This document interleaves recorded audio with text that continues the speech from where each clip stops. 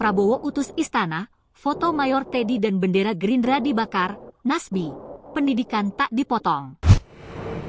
Prabowo akhirnya turun tangan dan mengutus istana, menanggapi unjuk rasa, Indonesia Gelap, di Patung Kuda, Monas, Jakarta Pusat, Senin, 17 Februari 2025. Sebab, demonstrasi ini sudah mulai memanas, apalagi mahasiswa membakar poster Mayor Teddy Indra Wijaya dan bendera Gerindra. Awalnya, demonstrasi yang berlanjut hingga Selasa 18 Februari 2025 ini hanya membakar ban dan kayu. Namun tidak berselang lama foto Mayor Teddy dan bendera Gerindra ikut dibakar. Petugas dari Polri dan TNI pun siaga dan sempat mengimbau agar tetap berunjuk rasa secara damai. Mahasiswa pun memberikan respon.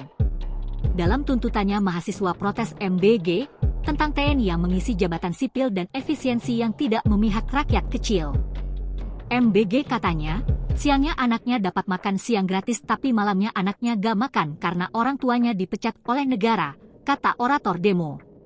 Selain itu, mahasiswa juga mengkritik pemerintah ketika adanya kelangkaan gas LPG 3 kg. Koordinator Pusat BEMC, Satria mengatakan, Indonesia Gelap merupakan representasi kecemasan terhadap program-program pemerintah yang dinilai serampangan. Sementara terkait pembakaran poster Mayor Teddy, Satria mengatakan Mayor Teddy melanggar pasal 47 ayat 1 UU nomor 34 tahun 2004 tentang TNI dan diduga menjadi penghambat komunikasi bagi Prabowo Subianto.